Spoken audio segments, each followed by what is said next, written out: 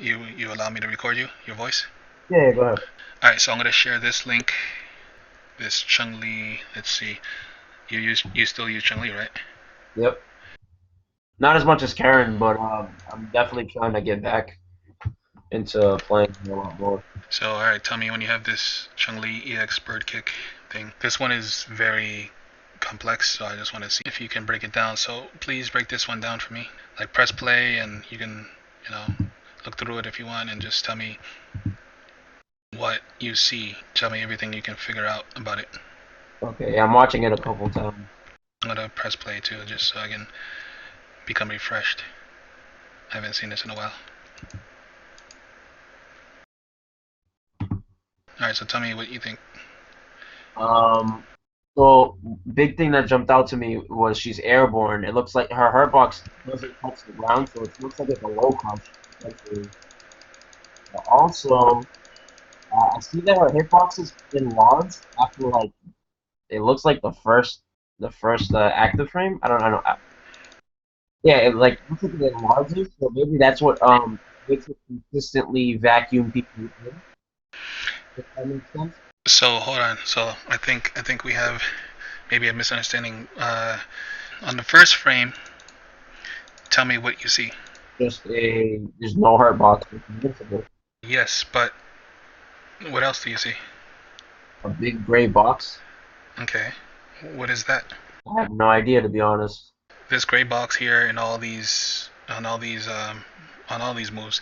If you see that gray box in any of these moves, this is the proximity block hitbox. Okay. If a person holds back in the middle of that, while interacting with that box, then they're gonna be put into a block state. Okay. So you know what I mean, right? Yeah. Okay, so if I'm pressing jab in the training room and I'm not hitting you, I'm just whiffing in the air. But the other character is holding back, then they're gonna flinch. Every time I press jab, they're gonna flinch, right? There's So something close. Yeah. yeah, because they're gonna flinch into the block state. That's what this box is. Okay. Okay, so now notice this box exists for 3 frames. So let's go to the fourth frame. Okay. So the fourth frames is the first attack box, and yes, you're right, it's invincible. So far the move is still 100% invincible on all parts and on all parts of her body, and so this is basically a 4 frame DP. Wow. This is a 4 frame DP. So when you practice against this move, you want to practice 4 frame safe jumps or 4 frame uh, attacks or like anti 4 frame attacks where you can block. Yeah. You want to practice safe jumps or like dashing forward, anything where you can block on the fourth frame. So let's look at move 7 or frame 7. Explain this to me. So the hitbox is behind her, so it looks like that makes it a lot more consistent for jump-ins. Because in this game, a lot of the anti-air normals and like specials they move forward, so it makes it a lot easier for people to jump in. But this kind of circumvents that because the hitbox appears behind her also.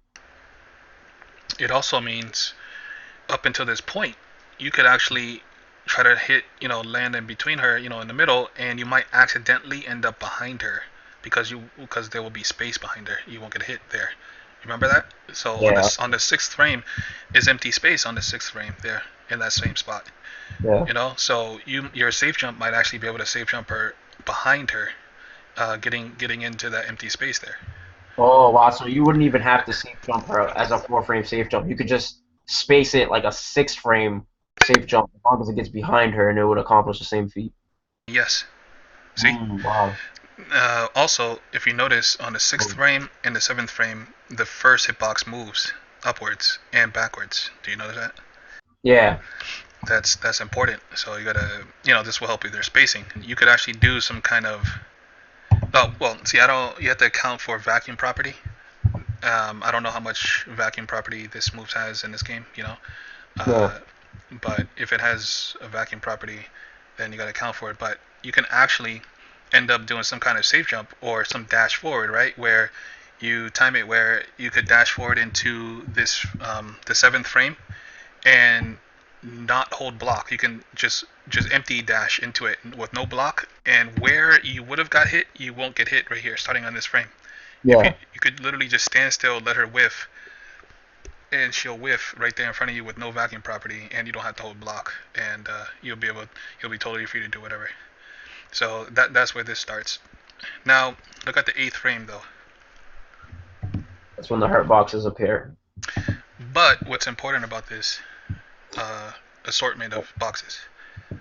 Her collision box appears, and the hurt boxes are outside of the hit boxes. Yes, that's important. So now you won't be able to pass through her body unless there's some kind of glitch, or if you pass directly in the middle and the game has to force you to one side and it chooses behind her.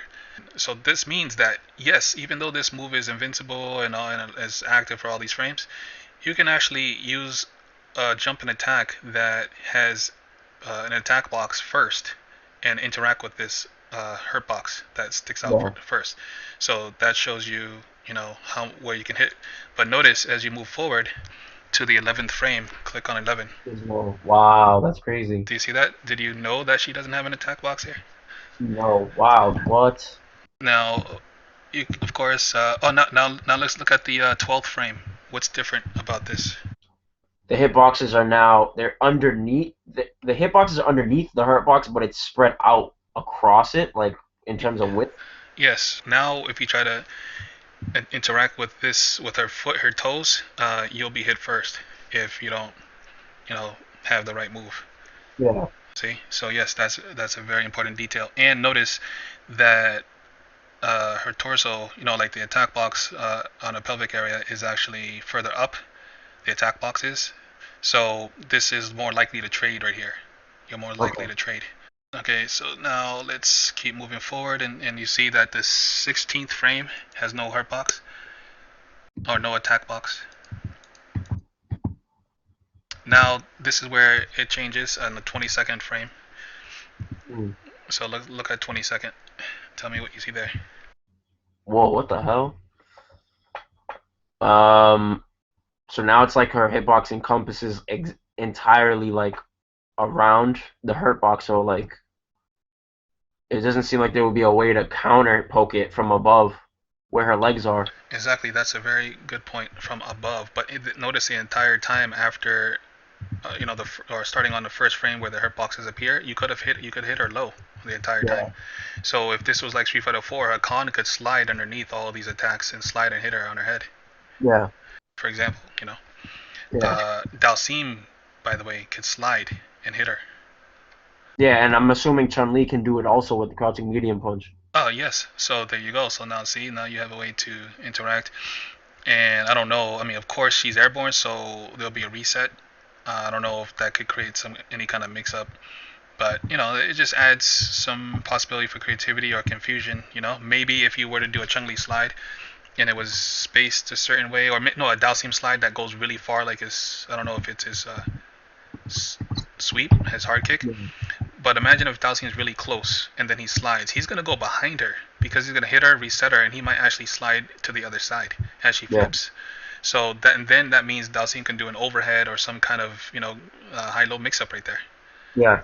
You know, there's like things can happen with this airborne property and her box being fully exposed right there. Let's get back to the attack boxes above. I want you to notice that yes, the attack box overlaps exactly on the hurt box. When any hitboxes overlap with a hurt box, uh, exactly at the same point for any move, what does that mean? That a trade is possible, Yes, right? Oh, these moves or those frames are the ones that are likely to trade at the highest rate. okay. So Ryu's sweep is one of them.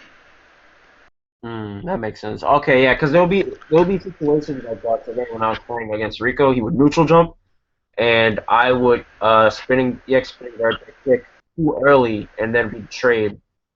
It's because as he was descending, that's when he would be during these frames, and that's when his poke would just like basically interact with If my I hitbox and hitbox. So Yeah, so if I remember correctly, I haven't looked at this website in a long time. If I remember correctly, Ryu's sweep at his toes has an attack box and hurt box that overlaps exactly on the same frame, right there, like Chung Li's. Now let's go mhm. to this 24th frame, Yep.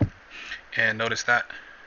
So this is the point where I want you to notice she's still airborne and she has no attack box. So this is the point where there's no risk to you and you can start hitting her. But notice she's airborne. Now Yeah. let's look to see where she becomes grounded. She becomes 33rd frame. Yep. So that is important if you want max damage combo. Okay. Now notice from 33 to 50. Notice that you have 17 frames of grounded frames to punish her with max damage. Yeah. 17 frames. So that should make it so that you don't get anxious and nervous. Imagine if this is the last hit and you have to land your ultra combo in order to win. You're about to lose the whole tournament. And if you don't time this right, you're gonna get an airborne reset and you'll whiff your super and everything. Whereas if you understood this, you would be patient and calm and look for these frames and you would punish her with max damage and win the tournament. See that? Yeah. It's very important to know. But we'd have to factor in hit stun, right? So it would be like maybe you recover as soon as on the latter active frames of airborne. So Yes, you mean on a block. You mean block stun, right? yeah, Yes, that's of course in the training room. You take all this information into the training room and you factor those in. You understand that portion, that part of the move, But just looking at it by itself, this is what you can gather. There's other things to consider too. So, like, as we talked about before, we don't know about the grab boxes and the fireball invincible frames. They don't show much here. On other websites, like on the DeviantArt thing that I showed earlier, I shared in the groups. There you can see grabbable hitboxes. So let's go to Birdie so we can see what those look like on this website. So when you go back on your own and look at it, you'll know what to look for when it comes to do I grabbing. go to EB2 Birdie or do I go to the other one? BBT, yeah, to Bird on the very top. Okay. We can look at that first, and then I'll get the grab one next. Let's go down to hanging chain EX. Not EX hit, but EX. Do you have it? Yeah, I got it. Okay, so press play on that, and notice, just press play. We don't have to break it down. So for one thing, notice how huge the proximity block is. Yeah, what? Also, notice how his hurt box is taller. It's like a rectangle taller than most characters. You see that? Yeah. Okay. Now press play, and you'll see that you can hit his arm. So this will help you know how to jump on him from far away. Oh, wow. Okay, instead of aiming for his head. Now you just gained extra distance on him. Wow, shit. I just saw something just now for the first time, actually. Let me see. I'm going to tell you which frame to go to. Oh, wow. So look at this. Look at frame 14. Alright, hold on a second. Let me just write this down really quick. Whoa. So if It you hits note, roll for one frame? huh? It hits in like an entire like portion of the screen, like from mid high to mid low for a one frame. Uh, yes, and notice it's above his arm. So yeah, you can get grabbed if you try to hit his arm, unless you bypass this frame. Wow. Oh, that makes a lot of sense. Wow, because there will be times, like weird occasions, where I'll get anti-air on a jumping, Uh and I'm huh. like, what? Yep. So there you go. Now you know how. Wow. So now you can choose a different jumping attack, or you can delay your attack and empty jump for a little longer, so that you Yeah. can keep your body away from this. Wow. Let's see. And remember, this is a grab, so now you see what grab boxes look like on this website. It's just red. It's the same thing as a hitbox.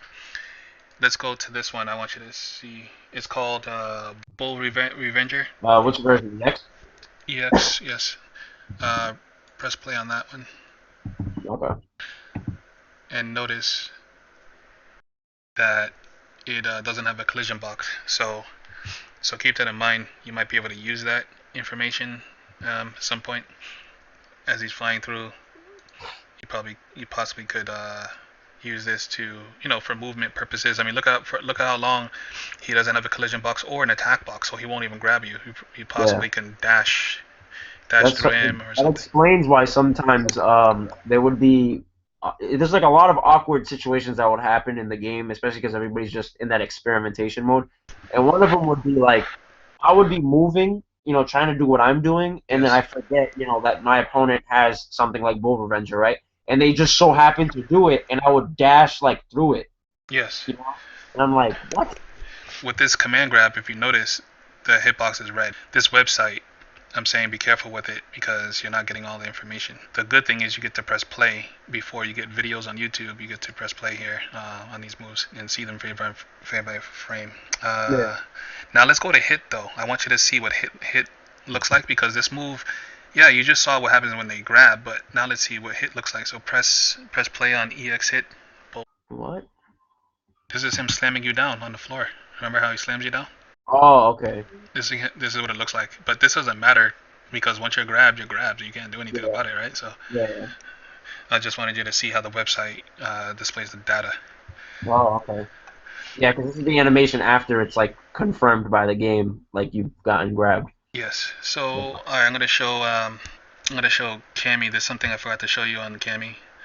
There's something very interesting on Cammy's move. So go to Cammy Yep, I'm on it. and let's see hard kick. Standing heavy kick. Yes. Um, so that would be 5 HK, right? Yes. Go to frame 11. This is not the interesting thing, but it's something to note for matchup experience. I'm assuming her leg is hitting completely straight up and it's Yes. past her box. So that's good. Oh wow. That's another thing to know. But what I wanted to brought you here for is frame 12. Oh what? Exactly. Whoa. So for one, two, three. Yep. Wait. So for 3 frames, you can completely pass through her. Exactly. Which means that there could be like a Cody glitch. You know, the Ryu Cody glitch, or yeah, the Ryu Cody glitch where he passes through her Yeah. body or something, or That maybe means maybe Karen might have something like that. I don't know, but you know, basically it's easier to pass through a character's body when they don't even have a collision box. You can still pass through collision boxes if you know you overlap your two collision boxes. The game has to choose which side to put you on, so it might put you behind them. But when they don't even have one, yeah, you can pass through. So just have Wow. to find out how. So years later after this phone call, people are going to find things like this. You're going to see these types of things in Desk's videos or some other person's videos. So this is where some of the creativity in the game is hidden. This is where some of the uniqueness or the glitches that you'll see in event hubs. These things are pending and they are found in these little interesting hitboxes. Yeah. Also, another big thing to note. Notice how her leg, her body becomes fat. She actually extends herself. I mean, do you see she has two Yeah, rectangles? I It's was not gonna just one. mention that. I was gonna Yes. mention that it's like around the 17th frame or something like that. Yeah, it's not There's even. It's not just one. it just like it just like pops up like randomly. Like so that's now extra space for you to potentially whip punish. Yes, to poke with crouch medium kick. So people complain about Ryu's crouch medium kick. I don't complain about it, but I know that it's definitely like the AE version. So Yeah. it's definitely weaker. And I think people should use stand medium kick more. The thing is though, if you want it to work better, you can use that. You can poke at that on that frame. Yeah, for those 6 frames that where that second box appears. Yep. So that's why I'm gonna bring you to Karen. Unless I can't find what I was looking for. I think I can. So let's go to Karen's stand medium kick. This is what she uses a lot. 5 MK. Yep. So if you notice, until frame 5, up to frame 5, she moves forward without any attack. Yep. That's where I poke her. Before the move even comes up. Wow. Well, not only that, but from a deceptive range because it looks like I'm out of range, but then no, you move forward. Okay. Wow. So if I'm playing against a Karen that abuses that, I can be that much further away and they won't even understand what's happening. Well, what it means is that you can press buttons preemptively and they'll throw their face into it. Yeah. So I could be out of range of stand medium kick and whiff a button that they otherwise wouldn't whiff punish, but if they press their button, then they would basically just run into it. Yes. Now continue pressing until after the active frames and tell me what you see. Wow, she's still moving forward. Exactly. But What? but after the active frames, what else do you see? Her hurt box stays out, and it It, stays. Oh, and it slowly starts to shrink. yep. The point is though, it's still out there without an attack Yeah, box. yeah, she's still forward without a hitbox. It's just hurt box, her moving forward, and then she slowly looks out. Wow, this is pretty big. So Wow. this is what I've been doing, even though I haven't been playing. I want to end this segment of the call just by helping you see like how hitbox expand. So even though I wanted to stop at Karen and you did get a little idea of it, I want you to really like understand it by watching Ryu here in this link. I sent Ryu's fireball to you, so you know how to poke against Ryu's fireball. I want you to see something interesting about it. Do you see what the first frame looks like? Frame zero. Oh, okay. He moves forward. All No, right. zero, no, I'm not forward. I'm not the first, but like frame zero. Yeah. Do you see? Oh, okay. Yeah, he has like a hurt box at what I'm assuming is his hand. His extended hand. Mm-hmm. The one that's in front of him. And then, yeah, like his front leg has a pretty wide hurt box wrapped around it. Mm-hmm. So when Ryu throws a fireball, like in Street Fighter 5, remember my Hadouken magic? In my Hadouken magic, I was able to throw fireballs and their foot would pass right through my leg, right? Yeah. The game designers don't want you to play Ryu like that in this game as much, right? On purpose, Yeah. they don't want that play style, so that's why they put that there. Okay. Now, just click all the way through until frame 44 and just click on your own and notice how much how much he's extended and how you can poke him. Yes, you don't get to see the fireball projectile animation, but you do get to see where to hit him. So to conclude on this Hadouken one, look at frame 11 and 12 and compare 11 and 12. Okay. Yeah, so I was gonna tell you it was weird because I see Ryu, he's sliding forward, he's doing his electric slide forward, and all of a sudden he starts sliding backwards. Yes, yeah, he starts sliding. So that means there's more deception you can apply right there. That's really weird. And it's like he's not even back to his like standing place either. Yes. So He's a little bit in front of him. Yeah. What? That's so weird. So I think this is a way. This is basically a simulation of Street Fighter 4's fireball hitbox or hurtbox change, because in Street Fighter 4, if I'm correct, I haven't seen a website like this for Street Fighter 4, so I don't know exactly how it looks. But the theory is that Ryu becomes 2 times as fat standing in the same place. So like his back and everything, the first hitbox is in the same spot, but then he doubles in size in front of him. Yeah. And in this scenario, he moves forward as if he doubled in size in Street Fighter 4. You see what I'm saying? Yeah. So that's what I think they did. I think they just try to simulate it without literally making a huge square around his body. So that's all. Hmm. Just have fun looking at these different hitboxes. You might want to look at Dalsim a little bit more since you play against Lucky D. There's one specific frame in one of these, one of those Dalsim ones. Um, Jumping fierce punch attacks or some airborne attack. His hurt box is all the way pointed up and his attack box is pointed downwards. And I've been trying to think, how can I hit those hurt boxes?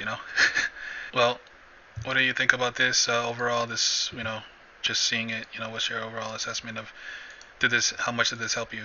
I don't. Yeah, it's like shattered my context because I knew something was missing and it was definitely this. Like just being able to play the game, um, and understand the intricacies like that are you can't see on the screen. And now it seems like more than ever this is really important because in four it seemed like playing like and visually trying to interpret the hitboxes, it did work. But in this game, it's so deceptive, and I feel like they're trying to make it as even as possible for newcomers versus veterans Mm, that throws off the veteran players, and then it gives the new players enough time to get adjusted to a new fighting game or a new like I guess a competitive field. Some people playing this game have never played a game competitively before. So well, if you want to emphasize that point, or I want to emphasize that point, so that point we can emphasize it by and show evidence of it by I don't know if you're still there, but you can go to Ryu's crouch medium kick yep. and you can see and tell me what you see about his crouch medium kick. Tell me what what type of high level player or like experienced player thing they removed from that move. Okay, so the hurt box comes out frame before the hitbox, and the hurt box is extended past the hitbox, and it stays. Oh my god, it stays retracted, and he moves back. Not just that. Notice he doesn't low profile. Oh yeah, you're right, because there's like a big fat, there's like a fat mountain of squares by his shoulders. And did you see the deviant art version of that hitbox?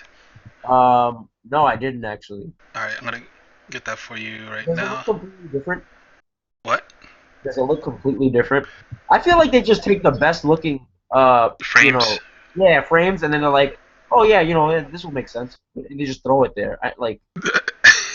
Yeah, that's what Event Hubs did, I think. Um, Here it is. I want you to see, so you can put that. Oh, by the way, you can use these images to overlap onto that website, and you can get a better idea of what's going on.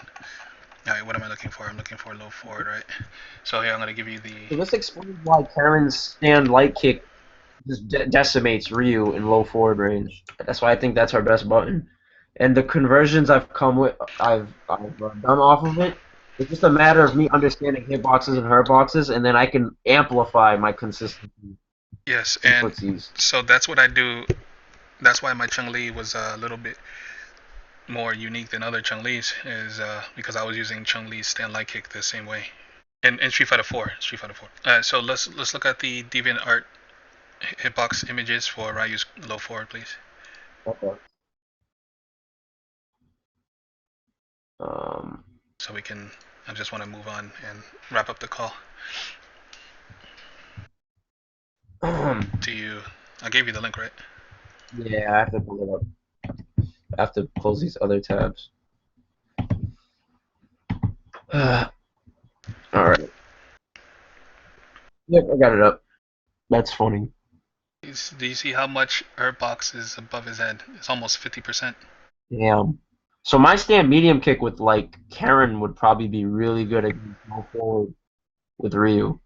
Stand medium. Oh, I don't remember the hitbox, but uh, I'm gonna look at it now. because the bottom of your attack box would interact with the top of my low forward. You know, like that corner, the corner of Yeah, the green. Yeah, it would interact right there, and you can poke. yeah. Because although her box is extended past it, but it completely like Bypasses the my attack box. Yeah, yeah, it glides right over it. yeah. So as long as you can glide right over it, then yeah, you can be close. You don't have to poke from far. You can be closer as long as these don't interact in a way that they attack each other. Yeah. Yeah. Trying to find Dalsim because I was looking for something that now I can find on one page on the DeviantArt page. So, Okay, I just pulled it up. for example, look at his crazy stand light kick, his far stand light kick. See, Yeah. and look at his crush counter stand roundhouse on the DeviantArt page. These things you can interact with these very easily. All right, now do you see this move?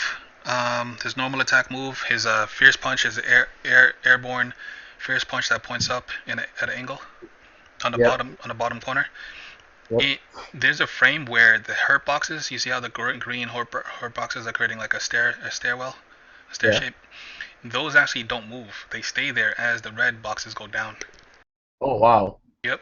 And so the red boxes are fully invincible because the green boxes are up there and the red boxes are pointing downwards for a certain amount of frames. I don't know how many. So yeah, I just wanted you to note that. If you look at his V skill, you can see the first frame or the startup frames. You can see that his leg is wide open. So I've kept note of that because if I was Cammy, as soon as I see a V skill being started up and I see that he's going on his leg, EX drill and hit him. All these things are very important, and people don't account for these things when they play. It's just fun, going through these things. So I Yeah, do it makes this. it so much more interesting. What? It makes it really fun to like. Man, this is Creative. crazy. Yeah. Yeah, it's a lot funner like this because I feel like I'm not relying on anybody else, and I feel like I can introduce things that people are not aware of. Okay, so on Dalsim, you can look below his ultra or below his flames, and you can see he's doing a dive kick. Look at the first dive kick. Do you see the red box around his leg? The red hurt box? On his mummies, where on the Yeah. on Yes. the On the first mummy. yeah, okay, I see it. Notice how there's no green hurt box in the front is only Yeah, 100% red. yeah. What does the red one mean on this website Um, for this move? I have no that proximity. So these are empty. These are empty. This is not solid red. This is out red outline. So a red outline on this website means, well, for one thing, they have a key. They have like an actual hitbox key somewhere on this page. You can Probably on the see, bottom. yeah. But this one basically means, in general, on most hitbox websites, when you see something like this, it means that it's you can hit it, so it's projectile invincible, but it's not attack invincible. Oh, okay. I just read it. It says means projectile invincible, but not physical invincible. Yes. Okay. So this will help you know how to throw fireballs or any projectile like a Cycle Crusher or anything. Yeah. Dalsim can literally beat out Cycle Crusher with this specific mummy without trades or without losing, Yeah. out as opposed to the other two. You see, this helps a Yeah. Dalsim player know which one to use. Wow. So we're pretty much done with these hitboxes things. So, but now you have enough tools to help you with these challenging matchups until you and I can play, or other you can play with other people. Until that time, you have tools to overcome a lot of things that have been holding you back for now. Yeah. Yeah. What's your feedback overall?